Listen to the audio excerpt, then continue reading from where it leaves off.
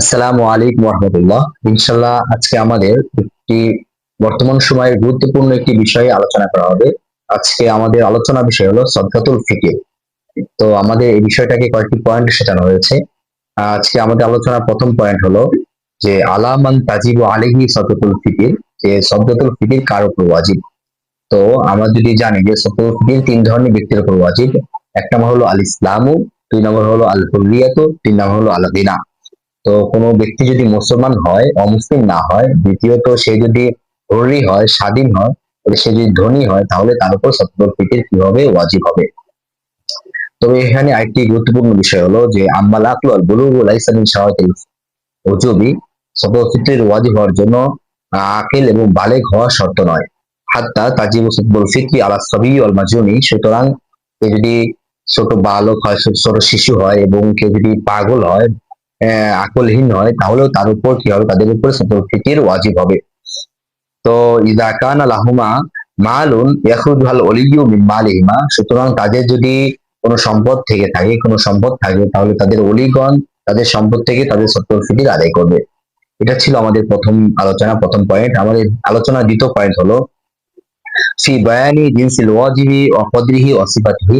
যে আমরা যে সদকাতুল ফিতর আদায় করব, আদায় কোন জিনিস দ্বারা সদকাতুল ফিতর আদায় করব এবং তার পরিমাপ কি। তো আল্লাহ রাসূল সাল্লাল্লাহু আলাইহি ওয়াসাল্লাম সদকাতুল ফিতর আদায় করার জন্য সদকাতুল ফিতর চারটি বিষয় দ্বারা আদায় করার কথা বলেছেন। এক নম্বর হলো আল হিনতাতু, দুই নম্বর হলো আশ-শাইরু, তিন নম্বর হলো আত-তামারু, চার নম্বর হলো আজ-জাবিবু। অর্থাৎ আল হিনতাতু অর্থাৎ গম, কেউ যদি গম দ্বারা সদকাতুল ফিতর আদায় করতে চায়, তাহলে তার সদকাতুল ফিতর আদায় হবে। দুই নম্বর হলো আশ-শাইরু, কেউ যদি জব দ্বারা আদায় করতে চায়, তাহলে সে সদকাতুল ফিতর আদায় করতে পারবে। তিন নম্বর হলো আত-তামারু অর্থাৎ খেজুর, কেউ যদি খেজুর দ্বারা আদায় করতে চায়, তাহলে আদায় করতে পারবে। চার নম্বর হলো জাবিবু অর্থাৎ কিসমিস, জাবিব, কেউ যদি কিসমিস দ্বারা আদায় করতে চায়, তাহলে সেও কিসমিস দ্বারা আদায় করতে পারবে। তো প্রিয় সুধী, তো আল্লাহ রাসূল সাল্লাল্লাহু আলাইহি ওয়াসাল্লাম চারটি জিনিসের কথা হাদিসে পাকের মধ্যে বলেছেন যে এই চারটি দ্বারা সদকাতুল ফিতর আদায় করার জন্য। আর কিন্তু তো শাইর ও তামার জাবিব, এটা আমাদের মূলনীতি। এই চারটা জিনিস দ্বারা আমরা সদকাতুল ফিতর আদায় করব। তো এখন কথা হলো, এই চারটা জিনিস আদায় করতে গেলে এই চারটা জিনিসের পরিমাপ কি, কি পরিমাণ জিনিস দ্বারা সদকাতুল ফিতর আদায় করতে হবে। আল্লাহ রাসূল সাল্লাল্লাহু আলাইহি ওয়াসাল্লাম এই চারটার পরিমাপ, কি পরিমাপ নির্ধারণ করে দিয়েছেন। এটা হলো আম্মা কদরুহু ফানিসু সয়ন মিন হিনতাতিন আও সয়ন মিন শাইন আও সয়ন মিন তামারিন আও সয়ন মিন জাবিবিন। যে তোমরা যদি আল হিনতাতু অর্থাৎ গম দ্বারা সদকাতুল ফিতর আদায় করতে চাও, তাহলে তোমরা অর্ধ সা দ্বারা কি করো? সদকাতুল ফিতর আদায় করো। তারপরে যদি শাইর অর্থাৎ জব দ্বারা সদকাতুল ফিতর আদায় করতে চাও, তাহলে 100 পরিমাণ দ্বারা সদকাতুল ফিতর আদায় করো। দুই নম্বর হলো তামার অর্থাৎ খেজুর দ্বারা সদকাতুল ফিতর আদায় করতে চাও, তাহলে 100। এবং জাবিব অর্থাৎ কিসমিস দ্বারা আদায় করতে চাইলেও 100। তো প্রিয় সুধী, আমরা যদি হিনতাত গম দ্বারা সদকাতুল ফিতর আদায় করতে চাই, তাহলে নিঃসে স অর্থাৎ 100 এর অর্ধেক পরিমাণ দ্বারা সদকাতুল ফিতর আদায় করতে হবে। আর হলো শাইর ও তামার জাবিব, কিসমিস, খেজুর এবং জব দ্বারা আদায় করতে চাইলে 100 পরিমাণ দিয়ে আমাদের সদকাতুল ফিতর আদায় করতে হবে। প্রিয় সুধী, এটা ছিল আমাদের দ্বিতীয় পয়েন্ট, দ্বিতীয় আলোচনা। আমাদের তৃতীয় পয়েন্ট হলো যে ফি বায়ানি ওয়াক্তিল উজুবি, যে সদকাতুল ফিতর কখন ওয়াজিব হয়। তো আমাদের এখানে একটি সূক্ষ্ম পার্থক্য বুঝতে হবে, যে একটা হলো সদকাতুল ফিতর ওয়াজিব হওয়ার সময়, আর একটা হলো সদকাতুল ফিতর আদায় করার সময়। দুইটার মধ্যে সূক্ষ্ম সূক্ষ্ম বিরাট বড় পার্থক্য রয়েছে। তো এই পার্থক্য নিরসন হলো এটাই যে সদকাতুল ফিতর একটা হলো ওয়াজিব হওয়ার সময়। সদকাতুল ফিতর এটা কখন ওয়াজিব হয়? তো সদকাতুল ফিতর ওয়াজিব হওয়ার সময় হলো যে আম্মা ওয়াক্তু উজুবি সদকাতুল ফিতরি ফাহুয়া ওয়াক্তু তুলুইল ফাজরি সানি মিন ইয়াউমিল ফিতরি ইনদানা। যে সদকাতুল ফিতর এটা ওয়াজিব হওয়ার সময় হলো যে ইয়ামুল ফিতর অর্থাৎ ঈদের দিন। ইয়ামুল ফিতর এটা ফজরের সানি যখন উদিত হয়, সেই উদিত হওয়ার সময় সদকাতুল ফিতর প্রত্যেকটা মানুষের উপর কি হয়? ওয়াজিব হয়। তো এটা হলো ওয়াজিব হওয়ার সময়। তো এখন কথা, এই ওয়াজিব হওয়ার পরে কেউ যদি তার সদকাতুল ফিতরকে মোকদ্দম করতে চায়, পূর্বে আদায় করে দিতে চায়, যে রমজান আদায় করে দিব, অথবা ঈদের পরে ইয়ামুল ফিতরের পরে আদায় করতে চায়, তাহলে আদায় করে দিব।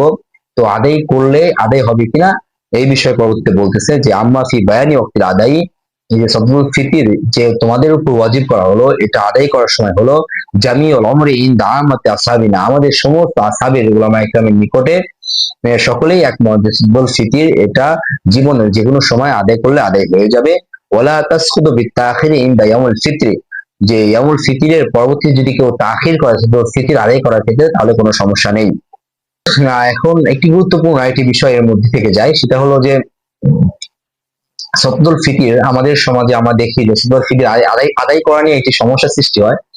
যে এখন মানুষ দেখা যায় আমার চাউল দিতে চাই, দেখা যায় যে আমরা জব, কিসমিস, খেজুর এগুলো দাম বেশি, যে কারণে আমরা এগুলো দিতে চাই না। আমরা সাধারণত চাউল দিয়ে সদদুল ফিতির আদায় করতে চাই।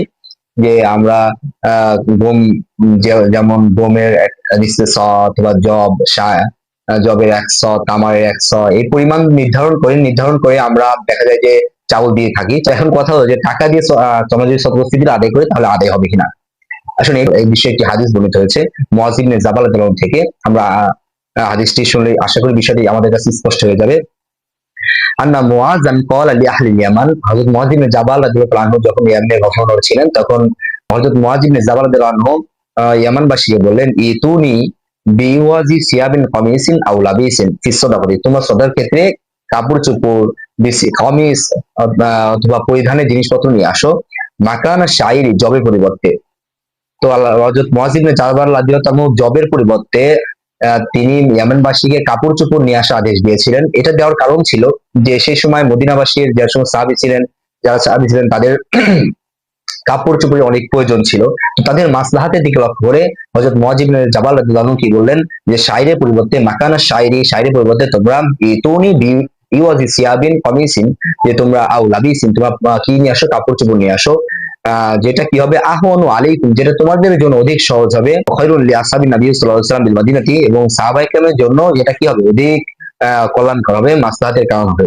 প্রিয় শ্রোধী, এই আলোচনা দ্বারা, এই হাদিস দ্বারা আমাদের বুঝে আসে যে হযরত মুআয ইবনে জাবাল রাদিয়াল্লাহু আনহু সাহাবায়ে কেরামের মাসলাহাতের দিকে লক্ষ্য করে, তাদের কাপড় চোপড়ের প্রয়োজনের দিকে লক্ষ্য করে তিনি শাইর অর্থাৎ জবের পরিবর্তে কিনে কি বললেন, কাপড় চোপড়, ইয়ামানবাসী কাপড় চোপড় দেওয়ার আদেশ করলেন। এটার কারণ ছিল তাদের মাসলাহাতের দিকে লক্ষ্য করে। তো আমরা বাংলাদেশে আমাদের যদি লক্ষ্য করি যে আমরা যদি সবাই সদকাতুল ফিতর হিসাবে চাউল ডাউল দিয়ে থাকি, দেখা যাবে যে ঈদের দিন তো সবাই শুধু চাউল ডাউল খাবে, বিষয়টা এমন নয়। কারো কাপড় চোপড়ের প্রয়োজন হতে পারে, কারো কোনো জিনিস অন্য কিছু কেনার প্রয়োজন হতে পারে, কারো রমজানে বাজার করার প্রয়োজন হতে পারে, ঈদের সেমাই পিঠা বানানোর প্রয়োজন হতে পারে, বিভিন্ন কোনো গোশত পোলাও খাওয়ার প্রয়োজন হতে পারে।